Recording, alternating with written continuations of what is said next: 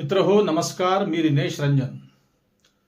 बंधू भगिनींनो, एक धक्कादायक माहिती आज तुमच्यासाठी मी घेऊन आलो आहे आणि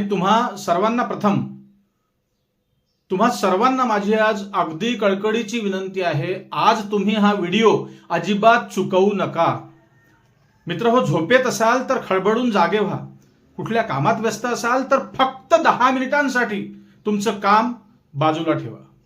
कारण प्रश्न मित्र हो लोकशाहीचा आहे, प्रश्न संविधान वाचवण्याचा आहे. प्रश्न आज फक्त महाराष्ट्राचाच नाही तर आज देश धडीला लागण्याची वेळ आपल्या उरावर आली आहे. मित्र हो, राहुल गांधी यांनी आपल्या टीम सोबत 1-2 दिवस नाही मित्र हो तर तब्बल 6 महिने रिसर्च करून सत्य काय आहे ते शोधून काढलं आणि गेल्या लोकसभा आणि विधानसभा निवडणुकांमध्ये कशा प्रकारे तुमच्या मतांची चोरी झाली आहे, निवडणूक आयोगाला सोबत घेऊन भारतीय जनता पार्टीने कशा प्रकारे निवडणुकीत घोटाळा केला आहे त्याची पुराव्यानिशी माहिती दिली आहे. मित्र हो, पुढे बघा हा व्हिडिओ, आवर्जून बघा. राहुल गांधींचा हा व्हिडिओ आहे. भाजपाने मित्र हो आपलं काम केलं. निवडणूक आयोगाने आरोप राहुल गांधींचे फेटाळून लावले. निवडणूक आयोग डिजिटल डाटा द्यायला तयार नाही म्हणून लाखो कागदांची तपासणी राहुल गांधींनी केली आणि हे सत्य आज देशापुढे ठेवलं आहे. राहुल गांधींनी आपलं काम प्रामाणिकपणे केलं. आता मित्र हो वेळ तुमची आमची सर्वांची आहे. तुम्ही एक सजग नागरिक म्हणून हा व्हिडिओ बघायला पाहिजे. बघा आणि जास्तीत जास्त लोकांपर्यंत मित्र हो हा व्हिडिओ शेअर करा. सत्य काय आहे ते बघा आणि चिंतन करा, आत्मचिंतन करा. मित्र हो, विचार करा. नमस्कार, मैं राजनीतिक परिवार में पैदा हुआ. जब मैं छोटा सा था 1980 में प्रियंका और मैं घर में लेई बनाते थे, रात को निकलकर पोस्टर चिपकाते थे. चुनाव समझता हूं. 20 साल से मैं स्वयं चुनाव लड़ रहा हूं. पोलिंग कैसे होती है, पोलिंग बूथ कैसे मैनेज किया जाता है, वोटर लिस्ट, फॉर्म 17, ये सब मैं गहराई से समझता हूं. कुछ समय पहले हमें दाल में काला लगा. चुनाव के नतीजे आते थे, मूड एक तरीके का होता था, रिजल्ट दूसरे तरीके का. मुझे याद है उत्तराखंड में हम चुनाव हारे. बाद में मैंने कैंडिडेट से पूछा कि जहां रोड शो हुआ था वहां जाके देखिए हमें कितने वोट मिले. हजारों लोग आए थे, पोलिंग बूथ में किसी ने वोट नहीं किया. यह असंभव था, यह हो ही नहीं सकता. उसके बाद छत्तीसगढ़ और मध्य प्रदेश के रिजल्ट, हमें लगा कुछ ना कुछ गलत हो रहा है. 2018 में मध्य प्रदेश में चुनाव होता है, हम जीतते हैं. हमारी सरकार चोरी हुई थी. 2023 में चुनाव होता है. मैंने अपने आंखों से भारत जोड़ो यात्रा में देखा भयंकर एंटी इनकम्बेंसी और हमें 65 सीट मिलते हैं. इम्पॉसिबल, हो ही नहीं सकता. और फिर महाराष्ट्र में पहली बार हमें सबूत मिला. विधानसभा और लोकसभा के बीच में जादू से नए वोटर आते हैं और जहां भी इन नए वोटर्स ने वोट किया वहां वोट बीजेपी को गया.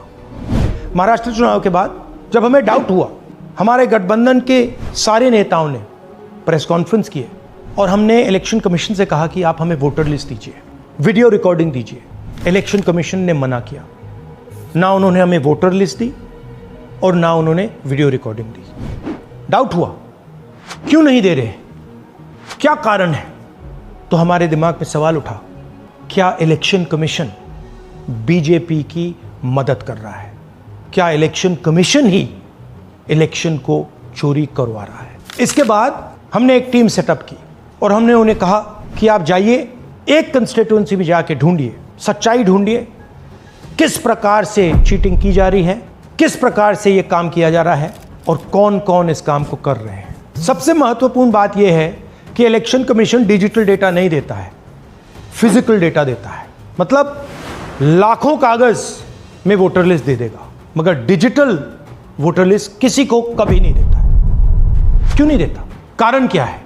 कारण है कि अगर डिजिटल डेटा मिल जाए तो इलेक्शन कमीशन की सच्चाई पूरे देश को पता लग जाएगी. हमने टीम को बताया, मैंडेट दी कि आप जाके चेक कीजिए, आप 5-7 सीटों पे पता लगाइए कि चीटिंग हुई और अगर हुई तो कैसे हुई.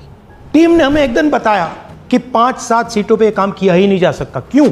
मैंने उनसे पूछा क्यों नहीं किया जा सकता. उन्होंने मुझे ये कागज दिखाए. ये जो कागज हैं ये एक लोकसभा के कागज नहीं है, ये एक विधानसभा के कागज है और इन कागजों को हमने मैन्युअली सॉर्ट करना पड़ा और पूरा का पूरा काम जो हुआ है इसमें 6 महीने लगे हैं और एक असेंबली सीट में हम ये काम कर पाए हैं। क्यों? क्योंकि डिजिटल डेटा नहीं दिया जाता। अगर इलेक्शन कमीशन ने हमें डिजिटल डेटा दिया होता तो हम ये कार्रवाई पूरे देश में, हर लोकसभा में, हर विधानसभा में 15 मिनट में करके दिखा देते। हमारे पास अनलिमिटेड रिसोर्सेज नहीं है, इसलिए हमने ये रिसर्च सिर्फ एक लोकसभा में, एक विधानसभा सीट में की। मगर मुझ में अब पूरा भरोसा है कि ऐसी 100 से ज्यादा सीटें हैं हिंदुस्तान में। जो यहां हुआ है उन सीटों में भी हुआ है। और याद रखिए, अगर बीजेपी को 10-15 सीटें कम आती तो आज नरेंद्र मोदी प्रधानमंत्री नहीं होते, इंडिया गठबंधन की सरकार होती। जांच ने 5 तरीके की चोरी पकड़ी है। डुप्लीकेट वोटर, जिसका मतलब एक वोटर के नाम वोटर लिस्ट में अनेक जगह आ रहे हैं। फेक एड्रेस, मतलब एड्रेस है ही नहीं या फिर house number 0। Bulk voter in single address, मतलब एक छोटे से घर में 40, 50, 60 लोग रह रहे हैं। इनवैलिड फोटोज, छोटी सी फोटो है या फिर फोटो ही नहीं है, और वो जो छोटी फोटो है वो दिखती भी नहीं है। कौन है, किसका चेहरा है, नहीं पता लग सकता। Misuse of form 6। Form 6 first time voters के लिए होती है, मतलब जिनकी एज 18-20 साल की हो। मगर वोटर लिस्ट में 90 साल के लोग फॉर्म 6 का प्रयोग कर रहे हैं। चुनाव में 6,50,000 वोटर थे, उसमें से 1 लाख चोरी के थे। अब मैं आपको 5 उदाहरण देता हूं। ये देखिए, गुरकीरत सिंह डांग, इसका नाम 4 अलग अलग बूथों पे आता है। ये कैसे हुआ और क्यों हुआ? एक और उदाहरण, विशाल सिंह, वाराणसी में वोटर लिस्ट में नाम है और बेंगलोर में 2 बार वोटर लिस्ट में नाम आता है। क्या ये वाराणसी में वोट कर रहे हैं या बेंगलोर में वोट कर रहे हैं या दोनों जगह वोट कर रहे हैं? एक और उदाहरण देखिए, हाउस नंबर 0। तो आपने कभी सुना है हाउस नंबर 0? हमने तो नहीं सुना था, मगर बेंगलोर में हजारों हाउस नंबर 0 हैं वोटर लिस्ट पे। हाउस नंबर 35 की कहानी सुनिए। छोटा सा घर है, ज्यादा से ज्यादा 4 लोग रह सकते हैं, मगर इस 35 में 80 लोग वोटर लिस्ट में रजिस्टर्ड है। ये ईआरओ ने कैसे अप्रूव किया, क्यों अप्रूव किया, पता लगाना है। अच्छा, अब ये देखिए वोटर लिस्ट, इनकी फोटो देखिए, या फोटो है ही नहीं या फिर छोटी छोटी फोटो है तो दिख नहीं सकती। इन वोटर आईडीज पे वोट दिया गया है। अब मैं आपको बताता हूं शकुन रानी की कहानी। फर्स्ट टाइम वोटर बनी है, 70 साल की आयु है। एक बार फॉर्म 6 का प्रयोग किया और उसके कुछ ही महीने बाद दूसरी बार फॉर्म 6 का प्रयोग होता है। 2 बार इनका नाम वोटर लिस्ट में आता है और फर्स्ट टाइम वोटर की लिस्ट में आता है। ये फर्स्ट टाइम वोटर हो ही नहीं सकती। तो क्या शकुन रानी जी ने वोट किया या किसी और ने शकुन रानी जी के लिए वोट किया? ये ही छुपाने के लिए सीसीटीवी का डेटा हमें नहीं दिया जा रहा है। और ये शकुन रानी जी अकेली नहीं है, ऐसे हजारों लोग हैं जिन्होंने फॉर्म 6 का प्रयोग करके 2-3 बार वोटर लिस्ट में नाम डाला है। हमने पहले इलेक्शन कमीशन से इलेक्ट्रॉनिक वोटर लिस्ट मांगी थी, सीसीटीवी फुटेज मांगी थी। उन्होंने अपना काम नहीं किया, हमें नहीं दिया। फिर हमने अपना इन्वेस्टिगेशन कराया, आरटीआई भरे और हमारे पास डेटा आया। भाई और बहनों, सच्चाई यह है कि हिंदुस्तान में इलेक्शन कमीशन और बीजेपी मिलकर इलेक्शन चोरी कर रहे हैं। ये पूरा का पूरा सबूत ब्लैक एंड व्हाइट में आज हमने आपको दिया है।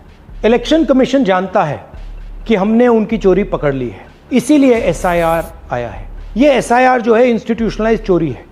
इलेक्शन कमीशन खुलकर बिना डरे बीजेपी के साथ मिलकर चोरी कर रहा है। और ये जो एसआईआर है, इसका लक्ष्य गरीबों का जो हक है, उनका वोट जो है, उनसे चोरी करने का है। मैं आपको एक और बात बताना चाहता हूं। इस पूरी इन्वेस्टिगेशन में हमने वोटर एडिशन को देखा है, मगर जितना एडिशन होता है शायद उससे ज्यादा डिलीशन होता है, सबट्रैक्शन होता है। तो ये सिर्फ एक मेन तरीका हमने पकड़ा है, दूसरे तरीके पे हमने इन्वेस्टिगेशन की ही नहीं है अभी। मैं इलेक्शन कमीशन और इलेक्शन के ऑफिसर्स को साफ कह रहा हूं, आप जो कर रहे हो गलत कर रहे हो, ये ट्रीजन है, देश के खिलाफ है। ये मत भूलिए, टाइम आएगा हम आपको पकड़ेंगे, बचने वाले नहीं हो। It is critical that we expose voter चोरी।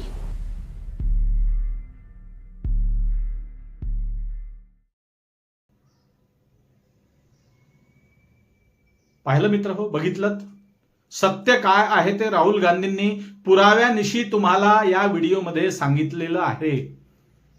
राहुल गांधींनी आपलं प्रामाणिकपणे काम केलं. पक्ष कुठलाही असो ते जाऊ द्या.